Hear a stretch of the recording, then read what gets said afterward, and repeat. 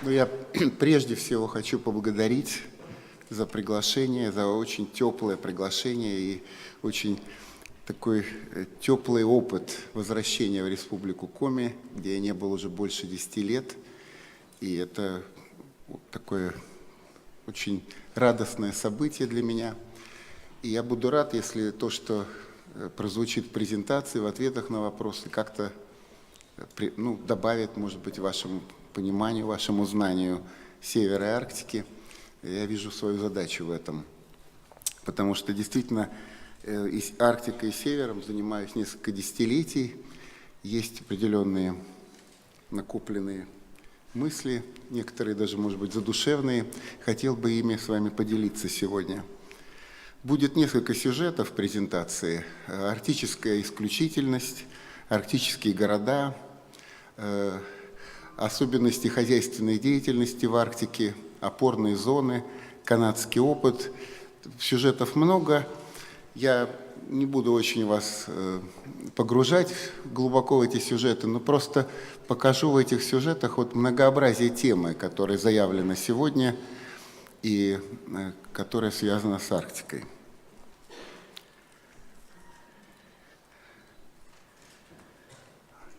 Да, ну вот, значит, начинаем с карты, конечно. Что есть Арктика? Мы видим здесь, эта карта интересна тем, что Арктика на фоне крайнего севера, на фоне районов приравненных.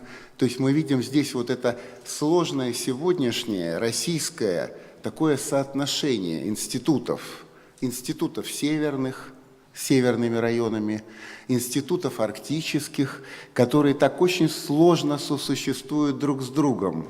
Старые институты советского законодательства северного остаются, одновременно возникают арктические институты, направленные на возвышение статуса Арктики.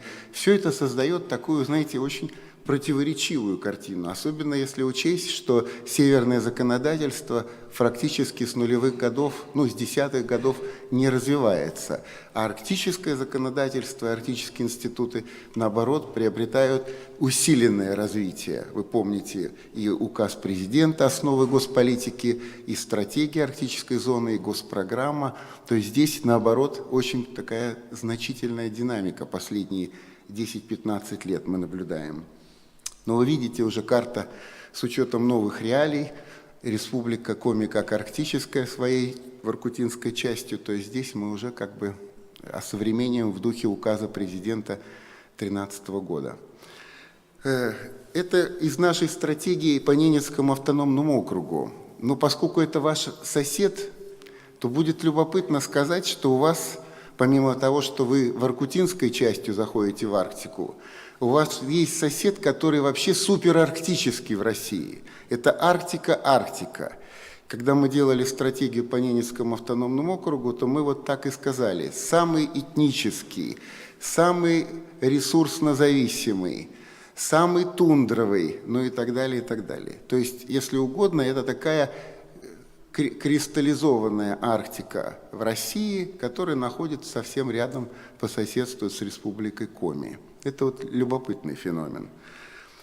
И получается, что вот этот Ненецкий автономный округ, он в такой степени арктический, что освоение его началось совсем не так давно, в 90-е годы, активное хозяйственное, поэтому мы его назвали такой канадской Арктикой, потому что весь пионерный пласт освоения закладывался уже в рыночной модели. То есть это уже было абсолютно в духе корпоративной Арктики.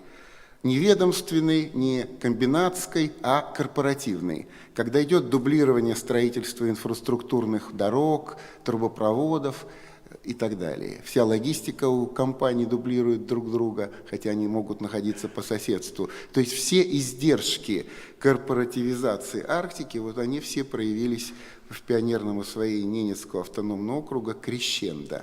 И в этом любопытно. То есть, с одной стороны, это такая Арктика в России, а с другой стороны, это канадская Арктика, да, потому что ее освоение находилось и проходило уже в корпоративной, в новой рыночной модели. Вот я хотел бы начать с этого сюжета. Это как бы было погружение к соседям Республики Коми, в саму Республику Коми. Вот когда 30 лет назад я уезжал из Магадана, то журналист «Магаданской правды» задал мне вопрос. Он говорил, что вот, а правда, что люди на севере, ну, Арктику тогда как-то мало упоминали, но мы можем сказать, люди на севере и в Арктике, они другие. Они вот, и поведение у них другое, чувство взаимовыручки, кооперативность. И я тогда, 30 лет назад, сказал в духе абсолютно рыночных реформ 90-х годов, я сказал, что да нет, наверное, вы знаете, это как для негров. Вот когда мы шьем костюм для англичанина и для негра, ну мы же используем одни лекала. Ну, может быть, для негра в силу порывистости движений нитки должны быть попрочнее. Но лекала, материал – все одно. Вот прошло 30 лет, и я сейчас бы, дорогие друзья, ответил на этот вопрос бы, конечно, по-другому. Да, есть, конечно, есть арктическая исключительность, северная исключительность, которая связана с особыми стереотипами поведения северных арктических сообществ, и даже, и в том числе, как здесь написано, с тем, что даже феномены Центральной России, когда они распластывают свое действие на бездорожных и малоплотностных пространствах Арктики и Севера, они проявляют себя по-другому. Это, конечно, такой, знаете, очень, я понимаю, такой очень амбициозный вывод и такое амбициозное положение.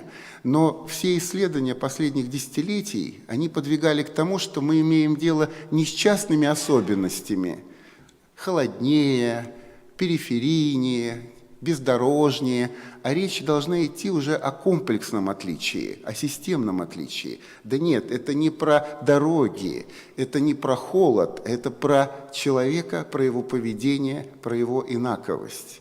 Вот это как бы вывод вот этих частных различий, которыми десятилетиями приходилось заниматься. Он важен, потому что из него следует, что то, что написано, и об этом я буду говорить, то, что написано в учебниках Смита, в учебниках Рикардо, это вообще, то есть классики экономической науки, это вообще не про север, это про умеренную зону плотностную, где есть силы конкуренции, которые там очень хорошо работают, а на севере в силу вот этих всех этой всей арктической и северной исключительности, эти все силы экономические, силы рынка, они не могут просто работать, у них нет для этого достаточной плотности населения.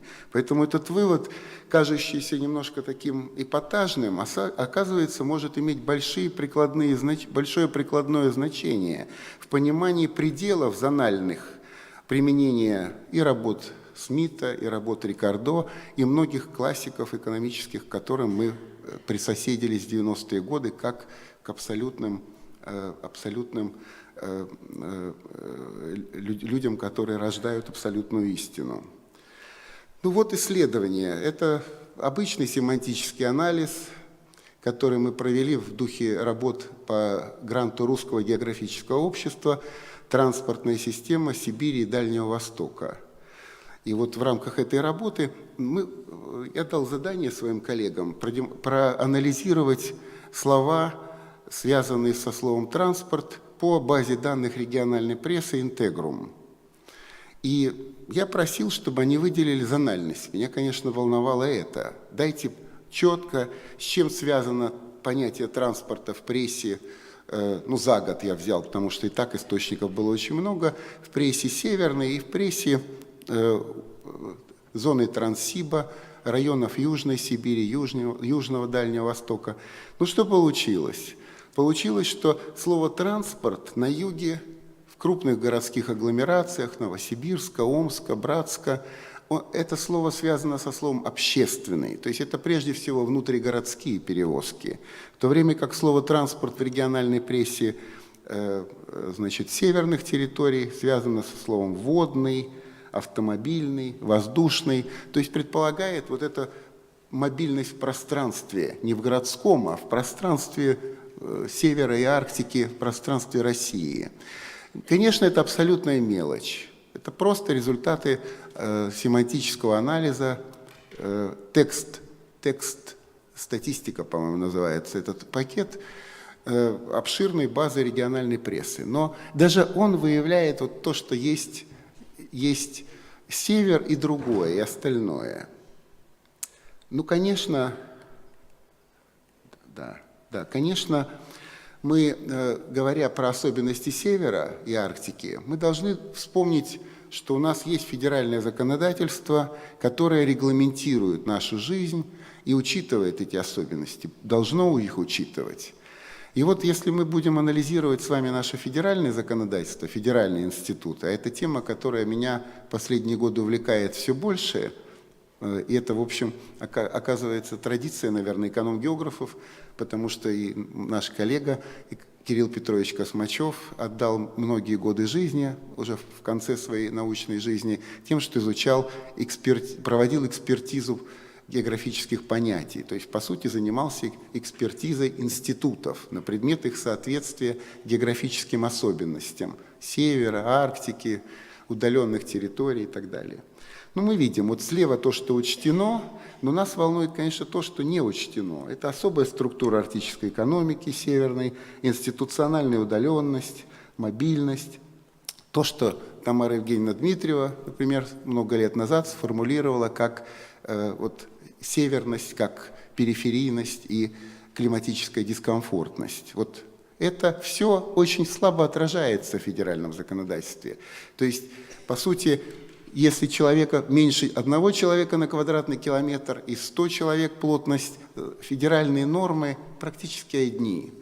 Ну, простой пример, который меня потряс не так давно, это по скорой помощи. Есть четкие нормы, запрещающие машине скорой помощи выезжать к больному при температуре, по-моему, минус 45 градусов.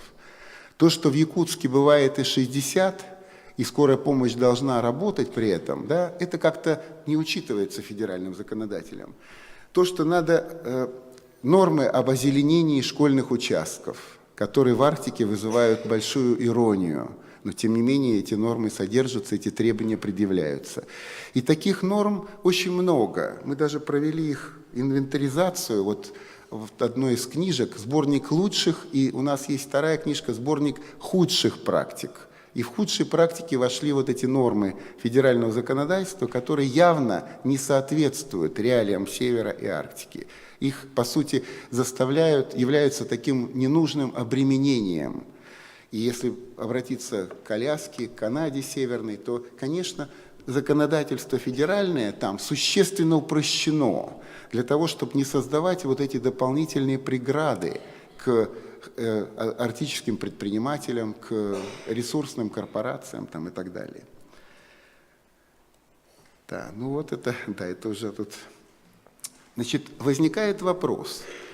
Вот когда мы анализируем федеральные законы об арктической зоне, законопроекты, когда мы смотрим вот это самое федеральное законодательство, а как мы должны его тестировать? Вот, что оно должно включать, чтобы нормы Арктики там звучали? То есть, как вот эту проверку на вшивость проводить? Ну вот мы долго думали и вышли на то, что есть несколько таких критериев, которые обязательно должны быть в арктическом северном законодательстве. И если их нет, то значит оно унифицированное, значит оно лица не общее выражение Арктики и Севера не учитывает. Но это, вот вы видите, три основных нормы или признака. Это дискретность, то есть импульсный режим, в котором работают арктические и биологические, и социальные системы, сумасшедшая амплитудность, свертываемость и развертываемость, сумасшедшие амплитуды численности арктических городов, невиданные для умеренной зоны.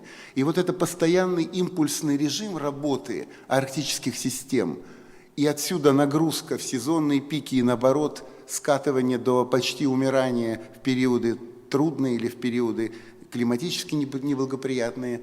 Это черта, сущностная черта арктической системы. Значит, это должно быть. Полифункциональность. Ну, вы скажете, так это же близко к советской комплексности. Вы будете правы. Вы будете правы. Это классический пример, конечно, это уклад коренных жителей, который в свертке содержит очень много разных функций. Это северные арктические врачи, которых я встречал немало во время экспедиции, которые вынужденно сочетают много компетенций, много специализаций. Да потому что когда людей мало, а потребность в лечении есть, то нужно быть одновременно и педиатром, и кардиологом, и так далее. Вот эта полифункциональность на индивидуальном уровне специалистов, на уровне местных сообществ, она объективно востребована, и она является сущностной особенностью Арктики и Севера. И, конечно, мобильность или нестационарность. Вот сегодня, когда это проявляется в более обнаженном виде, чем в советское время, мы видим это в роли зимников, в сумасшедшей роли зимников, которая возникла во многих арктических северных территориях. Эта тема была приглушенная, использовались они только как производственные зимники. Сегодня зимники стали источником мобильности, абсолютно новой и сумасшедшей мобильности для арктических и для северных сообществ.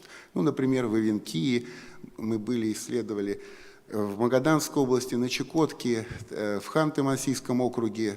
При этом само качество зимников может там градировать по 10 баллам. То есть есть зимники ямальские, суперсовременные, совершенные, есть зимники якутские, которые, по сути, тоже бездорожье, просто направление. Есть что-то посередине. То есть вот эта галактика или вселенная зимников, которая возникла, она не возникла, а стала подниматься в своей роли транспортной доступности, обеспечения мобильности. Это вот интересный феномен. Но и таких черт мобильности, инфраструктуры в вахте, которая сейчас поднимается, и для меня, только что вернувшегося из Магадана, вы знаете, было удивительно, что в аэропорту огромное объявление, значит, ищем работников на вахту. То есть это поднимается как престижный образ жизни, современный образ жизни для молодежи, для креативной молодежи. То, что, конечно, для нас было немыслимо в советское время, и то, что сегодня становится элементом престижа быть вахтовиком. Вот так я почувствовал в родном городе Магадане, когда вернулся туда спустя десятилетия. Ну и, конечно, это тема зональности, но зональности, знаете, не в том привычном географическом плане, как мы привыкли с вами.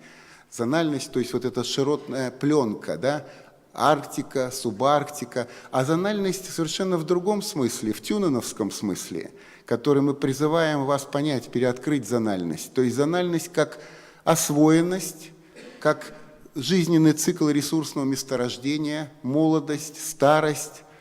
Вот в этом смысле зональность. То есть, иначе говоря, арктические северные территории утрированно зональные, в смысле зависимы от стадии ресурсного освоения. И то, что пригодно для Нижневартовска, то не подходит для Когалыма, ну и так далее. То есть вот эта чувствительность ко времени ресурсного освоения мы тоже понимаем как зональность, а не просто зональность как географическая широтность. Это представляется, я благодарен Надежде Юрьевне Замятиной, которая сказала, что сама категория зональности должна быть переоткрыта. Она должна быть понята абсолютно в славянском смысле, в смысле эконом-географическом, а не только в том привычном ландшафтном физгеографическом смысле, как мы всегда это понятие использовали. Ну и, конечно, вот когда я с вами вам говорил о том, что работы Рикардо, работы Смита, работы Маршалла, написанные и являющиеся классикой сегодняшней экономической науки, которые мы цитируем, с которыми мы сверяем свои экономические рецепты, конечно, должно быть признано, что это все не для арктической экономики. Ее реалии, ее низкая плотность, невозможность конкуренции во многих частях ввиду просто отсутствия достаточного количества хозяйствующих субъектов, это должно быть переинтерпретировано. То есть мы должны признать, что это та сфера или та зона, где классическая экономика а-ля Смит и Рикардо, она просто не работает. Это будет правда, это будет честно. Так же, как многие рецепты, вытекающие из той экономики Смита и Рикардо, пагубность перекрестного субсидирования или, иначе говоря, ценовой дискриминации, к которой мы привыкли с 90-х годов, что это безусловное зло. На севере и в Арктике это тоже все должно быть переоткрыто. Мы должны вернуться или должны по-новому понять реалии советского времени, когда перекрестное субсидирование было просто нормой, которой, в общем, никто не стыдился, и никто не воспринимал это как то, что пагубно и, значит, от чего надо обязательно отказываться. Ну вот еще один феномен северной арктической экономики – очаговость, бездорожность. Это из карты нашего проекта по русскому географическому обществу. Вот транспортная система Сибири и Дальнего Востока. Вот мы с вами видим, значит, насколько на юге высока плотность транспортной обустроенности и насколько, значит, на севере. Эту карту я попросил сделать коллег для того, чтобы выяснить, в какой же степени агломерационный эффект, о котором сейчас так модно говорить после работ Нобелевского лауреата Пола Кругмана с его новой экономической географией, насколько же вот этот агломерационный эффект – основа сегодняшней региональной экономики, основа. Все учебники с этого начинаются, современные. Агломерационный эффект, его проявление.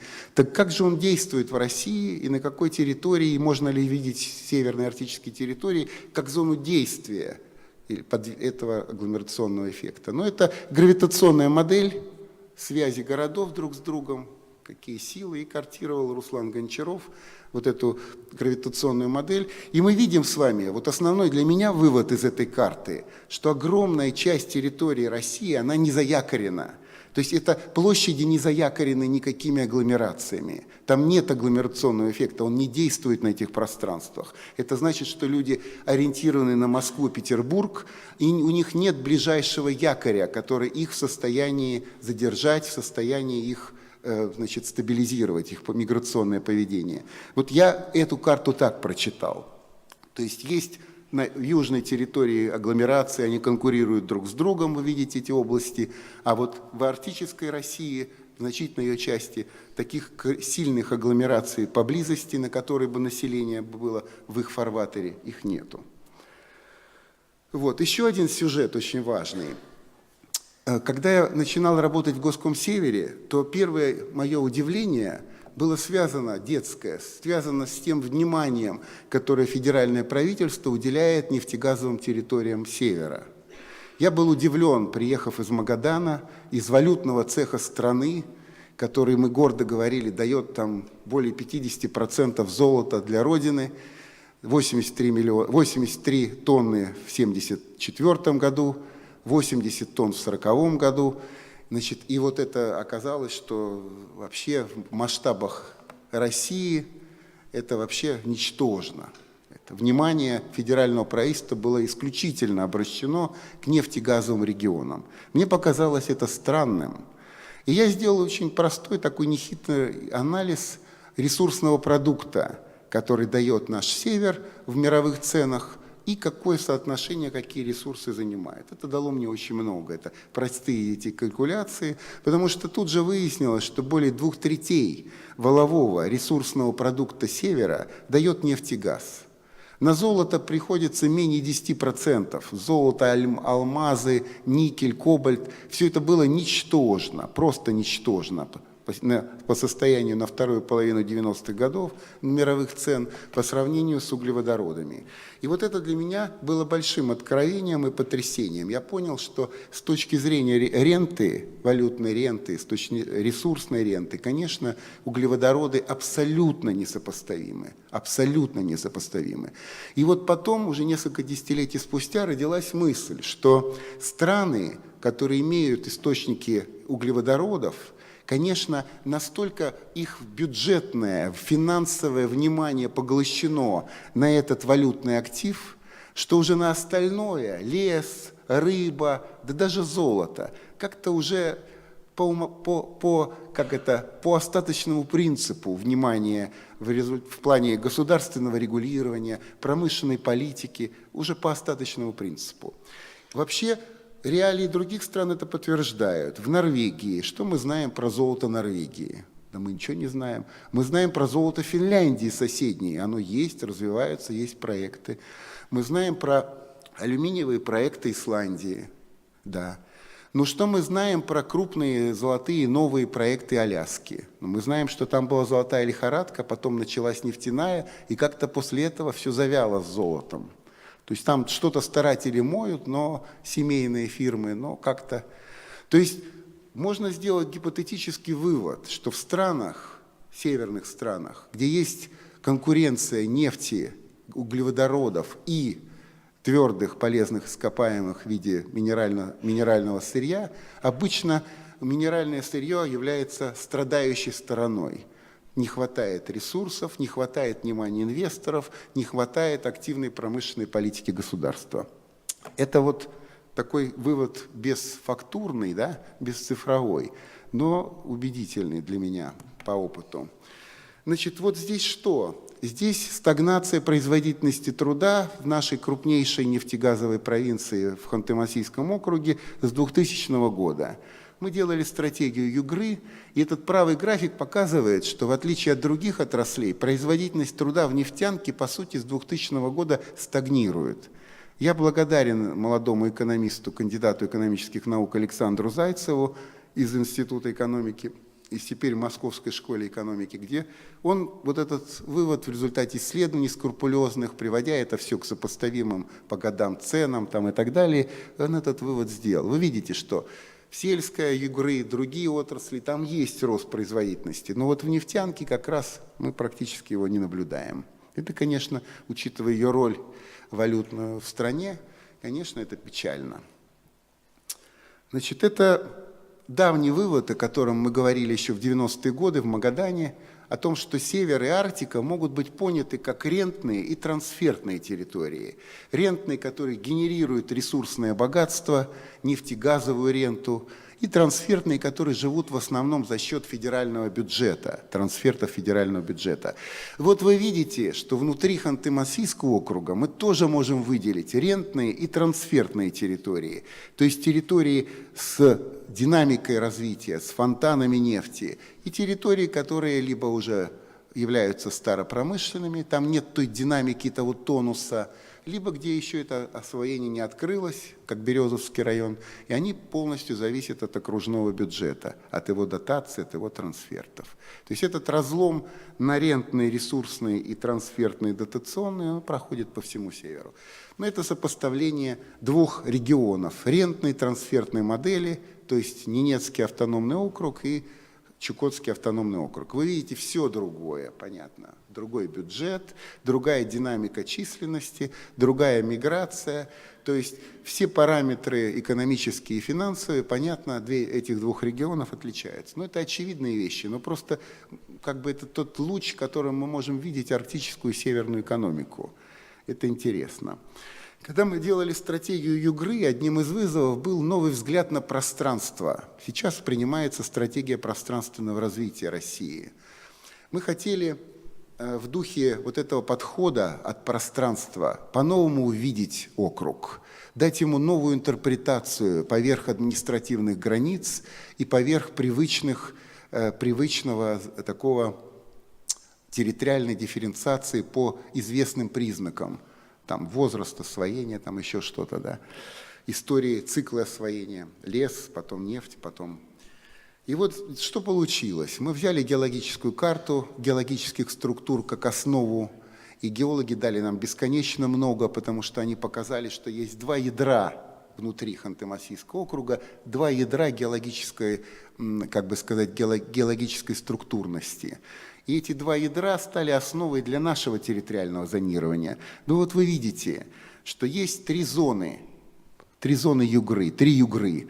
Есть Югра фонтанов, это красное, вот это те большие, как бы сказать, кольца, к которым освоение только приступает. Это оранжевые ядра, где освоение состоялось и идет уже с времен Самотлора, то есть последние 50 лет, и уже давно нет фонтанов, и истощение нарастает. И есть зеленая территория, резервная, где нет пока открытий, пока это природоохранные, традиционного проживания территории, понятно. И понятно, что для каждой Югры должны быть свои нормы, должен быть свой подход в экономическом развитии, то есть ресурсы, их ритм, их динамика, их пульс определяют государственную политику, определяют подход к управлению.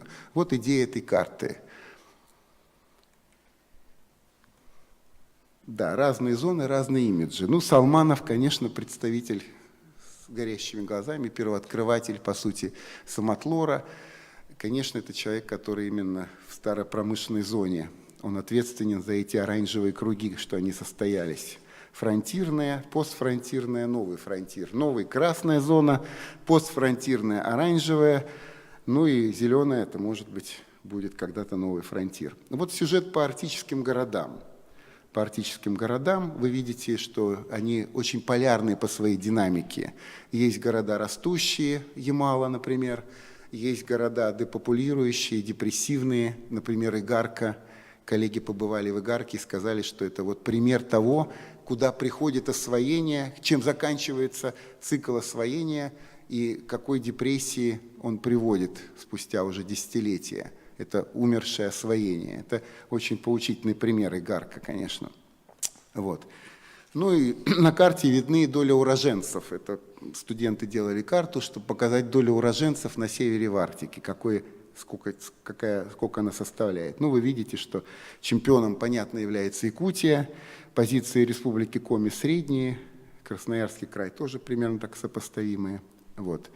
Значит, и, конечно, говоря о таком современном подходе к развитию арктических городов, мы должны вспомнить вот те принципы, о которых мы говорили: импульсность, мобильность, полифункциональность, и применить их к градостроительным решениям сегодняшним для арктических и северных городов. Но и тут окажется, что нам в помощь является идея русского авангарда, которые в конце 20-х, начале 30-х исходили из вот этой необходимости придать мобильность жилищному обустройству городскому, вот эту возможность циклического развития города, его расширения и сжатия, чтобы это было легко обеспечено архитектурными решениями.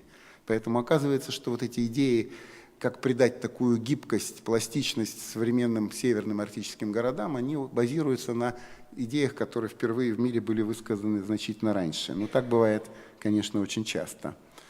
Вот. Но здесь из многочисленных стратегий, которые мы делали по городам северным арктическим, это как бы общие выводы. Я не буду подробно останавливаться. Наши рецепты, что мы предлагали для центров арктических городов, центров монопрофильных городов, как их реструктурировать, для городов центров монопрофильных и порты, города-порты, особый случай, значит, что делать. Но я подробно не буду, тут, конечно, в каждом городе свои есть рецепты, но есть и общие тоже, которые мы предлагали. И вот еще один сюжет, который я хотел бы обратить ваше внимание. Вот как же бороться или как преодолевать арктические барьеры? Да? Есть два подхода. Есть подход – это победа, то есть такое индустриальное доминирование над арктической спецификой и арктической природой. Но если угодно, мы это в советское время с вами, как это, я сказал Днепру, я стеной тебя запру, помните, чтобы, падая, значит, с турбин, покоренная вода, там крутила турбины и, значит, рождала электричество для городов, там, и так далее, да, помните эти слова поэта, конечно. Это вот в духе той эпохи индустриальной, как нужно совладать с арктической северной спецификой. Это всесезонная навигация по Северному морскому пути, это победа над сезонностью как фактом, как вредным феноменом. Вот сегодняшний подход – это особые природоподобные, как нам говорит известный академик, руководитель Курчатовского центра, то есть развитие природоподобных технологий, институтов, адаптированных к условиям Арктики. То есть это не борьба, это я впервые услышал в Голландии, дорогие коллеги, когда я спросил их, как вы боретесь с наводнением. Они сказали, мы с наводнением боролись, мы сейчас уже не боремся. Я говорю, в смысле? У нас были дамбы, которые боролись с наводнением, а сейчас? А сейчас эти дамбы пропускают воду. То есть идеология сегодня – это пустить воду на пространство Голландии, но пустить так, чтобы это было планово, чтобы это было не разрушительно и чтобы это было локализованно. То есть не борьба с накатом воды, а ее допуск в ограниченные канализированные пространства и так далее. Это полное изменение философии. Да? Ну, для Арктики и Севера это звучит примерно таким вот образом. Значит, это дихотомия малых и больших форм. Мегапроекты – важная и любимая наша тема. Как же соотносятся сегодняшние мегапроекты опорных зон и малые проекты? Проекты вездеходного, бездорожного транспорта, что важнее и чему надо отдавать приоритет в сегодняшнем развитии российской Арктики. Вот серьезный крупный сюжет, потому что мы слышим много про опорные зоны и очень мало про малые формы освоения Арктики, их необходимость, их востребованность. Ну вот еще один сюжет. Значит, нас учили в курсах марксизма-ленинизма в школьных, университетских, что должен быть исторический подход. Мы как-то в 90-е нулевые годы про этот исторический подход все забыли, и сегодня, похоже, пора уже его реанимировать. То есть должен быть исторический подход ко всем феноменам. Когда нам продают опорные зоны, мы должны с вами посмотреть как минимум на 100 лет назад и сказать, были интегральные комбинаты в системе у Свитла, потом были ведомственные главки в системе ведомственного планирования СССР, потом возникли ресурсные корпорации в 90-е годы, и что, опорные зоны идут на смену этим структурам освоения Арктики. Как это понимать? Да, ну вот это, значит, все известные вещи, я не буду на этом останавливаться. Но вот я хочу поднять эту тему малого освоения Арктики. В России традиционно недооценивается привлекательность, я бы сказал, потенциал, привлекательность, потенциал малых форм освоения, малых решений. Они бюджета не так емкие, тут не порулишь большими ресурсами бюджетными, федеральными, поэтому они для москвичей, московских управленцев, они не привлекательны. В Арктике голос не так велик у региональных и муниципальных властей, чтобы поднимать, и они все надеются на федеральный бюджет, поэтому если федеральный бюджет благоприятствует мегапроектам, ну, значит, надо озвучивать тему мегапроектов. А за малые проекты денег не дадут, и поднимать эту тему совсем невыгодно.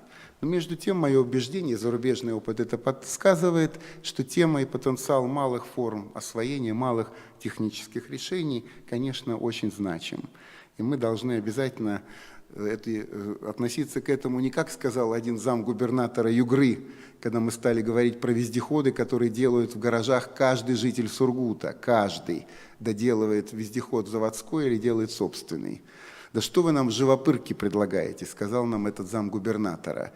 «Мы так рады, что мы с болотных сапогов теперь можем на высокие каблуки наших жен пустить по дорогам, а вы нас зовете опять к вездеходам, к этим живопыркам». Ну вот из этих живопырок выросла компания «Бомбардье» канадская. Она начиналась с живопырок, она начиналась со снегоходов, с очень таких малых банальных вещей. А потом возникла мирового класса компания, которая занимается сегодня транспортными перевозками по всему миру. Значит, начало было с живопырок. То есть вот канадский опыт и как тоже крупной северной арктической территории показывает, что нет малых вот этих дел в вопросах обустройства Арктики. И каждое такое малое решение, малая инновация, она значима, она важна. И она, может быть, не требует больших бюджетных средств вначале, но зато она исключительно может быть потенциальна, исключительно инновационна в перспективе. Ну, конечно, это цифровые технологии, то новое, что возникает сегодня в освоении, в обустройстве Арктики. У нас, когда мы делали работу по Ненецкому автономному округу, были по этому поводу большие дискуссии. И если будет интерес, я готов рассказать вам о них. Вот. Ну, это о том, как на зарубежном севере Арктики роль науки в занятости, в маленькой занятости в Арктике, в маленькой, там, на Шпицбергене, в арктических территориях Канады, она может быть огромной.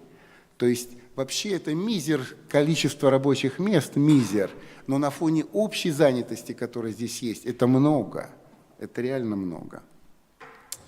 Да, специализация на холоде, в этом пути хочет идти сейчас Якутия, апеллируя за полигоны опытные по холоду, по испытанию мерседесов, транспортных средств, всепогодной техники, значит, курток там и так далее. То есть это путь, который хочет подхватить Якутия сейчас и в прямом. Еще один сюжет, я завершаю уже, дорогие коллеги, это о роли талантов. Мне очень этот сюжет нравится, потому что он показывает, как переламывается развитие Севера под влиянием Билибиных, Цареградских, Салмановых, и как это на севере в Арктике происходит быстрее, ошеломительнее, чем в давно освоенных территориях.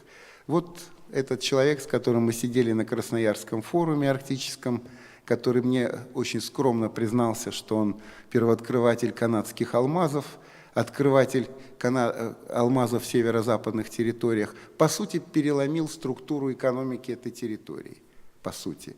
То есть он создал абсолютно новую отрасль и новую экономику создал в северо-западных территориях Канады, открыв в середине 90-х годов месторождение алмазов во время своего отпуска, во время своего зарубежного отпуска. Ну, это, конечно, поучительный пример, окрыляющий пример абсолютно, что вот эта роль первооткрывателей а-ля Билибин, а-ля Салманов, она всегда в Арктике и на севере всегда сохраняется. Их возможность, их потенциал, их роль. Да. Ну, завершаю, значит, это вот мы каждый месяц выпускаем бюллетени по Арктике. Я буду очень рад, если в Республике Коми добавится число подписчиков. Мы рассылаем 100 или 150, уж я сейчас не помню, каждый месяц по электронной почте по итогам мониторинга, что за месяц произошло в российской Арктике. Вот, есть тут все реквизиты, я буду очень рад, если у вас будет интерес, и вы, значит, скажете, что и рассылать по вашим адресам, это будет очень приятно, если мы расширим круг подписчиков. Вот, ну, это вот последняя книга, которая, мы хотели сделать ее поживее, про Арктику, но, значит, что-то, наверное, получилось в этом плане, чтобы она была более для особенно молодежи, более привлекательно, менее занудно, чем обычные научные книги. Ну, что-то, может быть, получилось, потому что сейчас вроде идет второе издание ее. Ну, вот из последних, это то, что вот нас сейчас увлекает, это федеральные институты, их провалы, их полная фиаско в Арктике. Это вот об этом, что у нас работает машина федеральных институтов, потом оказывается, что для Арктики они ремонта непригодны, то есть они абсолютно не подходят. Значит, и что нужно с этим делать, и как здесь, значит, предстоит нам обустроить Арктику институционально. А это вот книга, посвященная арктическому праву и перспективам федерального законопроекта об арктической зоне Российской Федерации, который сейчас рассматривается, вы знаете об этом. Спасибо за